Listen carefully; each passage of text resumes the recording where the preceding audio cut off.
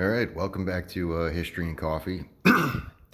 Today I'm going to talk about carrying a firearm in the cat hair in the 19th century.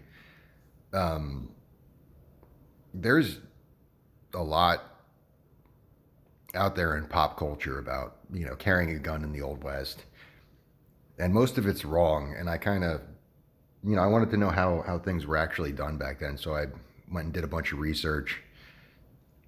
And I've got some leather here and some pouches and some things. I'm going to try to go through what I've learned. Um, so basically, like you see pictures of guys, with these guns tucked in their belts, and you see sort of pictures of historical rigs and things like that. But there's very little information out there on whether they actually wore all these pouches and what exactly they did and how they put the things in. If you're like me, like I'm a detail guy, obviously, I wanted to know all these things. And so I'm going to sort of just go through what I know so far, because there's a lot that's lost to history. And, if we're judging by historical accounts and photographs, you see photographs of guys with like a whole bunch of guns stuck in their belt. They're posing for a photograph just like people do with their guns and shit now.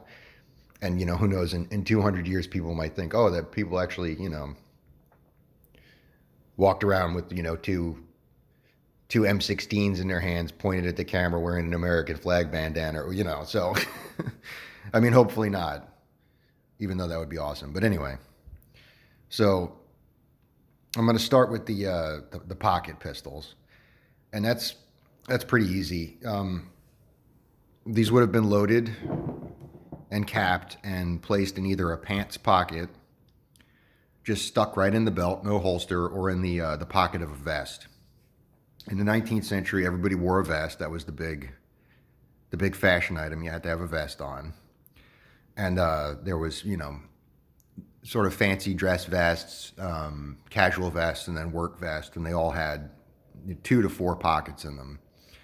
And generally there'd be a little inside pocket, and this would go in the inside pocket, or in the belt, or just in your pants pocket. There was no issue of, that it would have been, loaded, capped, and then the hammer would have been placed on the safety notch between chambers, and that was considered safe carry back then. So, I mean, personally, I wouldn't want to drop one of these capped, but what are you going to do? So that's your pocket pistols. Next is your belt pistols. The next size up. Again, these would have been carried either just stuck right in a belt, loaded and capped, or in a holster rig like this. And now there's many different combinations of things, and some guys would just wear the cap patch here, or just a holster, and just sort of put the accoutrements and things in their pockets. But this is just sort of the stuff that's floating around out there. So you got your gun belt. And like I said, some guys, none of these things, no holster, no pet, they just wear a gun belt and stick their belt pistol right in the belt. And that was done. Holsters, you had a couple different types. This is what's called a Slim Jim rig. And this is a popular civilian rig because it was cheap. It's just one piece of folded over leather. And it's just sort of a friction fit with this little tab that goes on the hammer. If you're mounted, you don't want your pistol falling out. So this just sits right over the hammer and keeps it secured in place. And that removes the need for another piece of leather for the flap, and, the need for another fastener and things like that. So that keeps the cost down. And this is a little fancy, tooled up one. And that was actually pretty common, especially with like, even guys that were real poor, like ranch hands and cowboys and things like that. They would have fancy leather goods. And that was sort of a way to demonstrate that they were good at their job.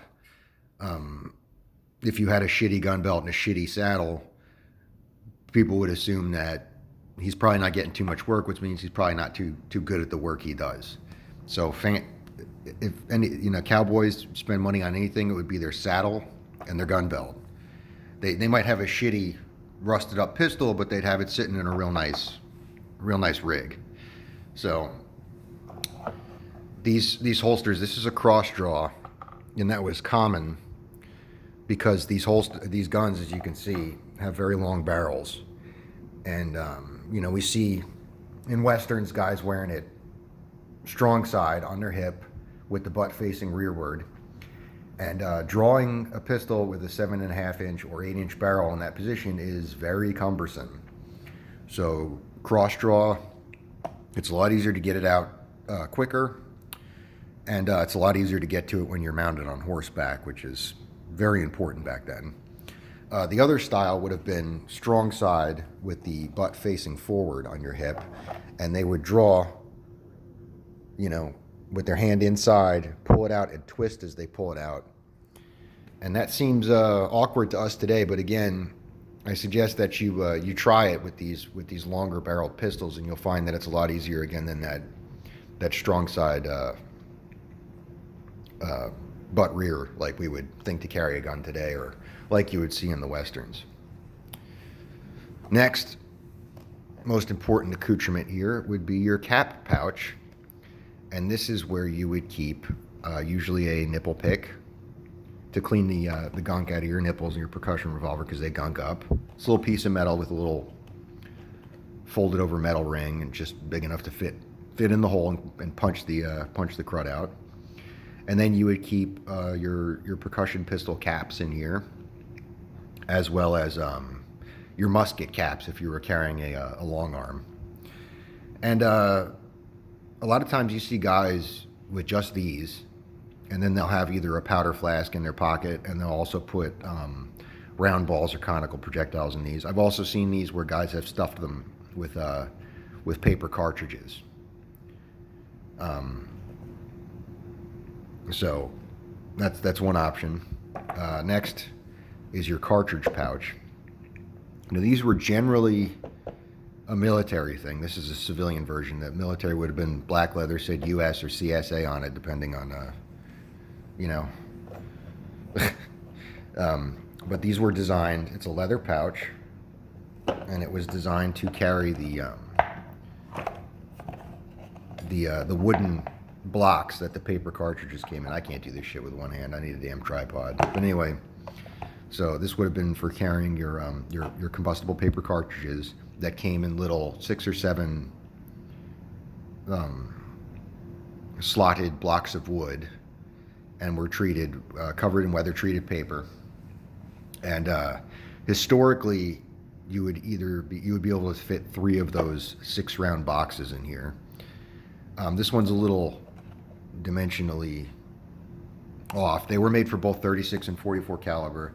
I have a feeling that this would probably fit 4 of those arsenal packs in here, but I haven't tried it yet. I haven't made some, so we'll see how that goes.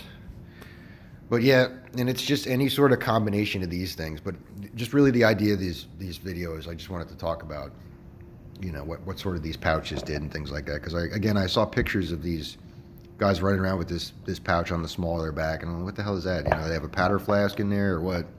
And then these little, cap pouches. So that's how you'd carry your your belt pistol or your pocket pistol in the 19th century. And I hope you learned something.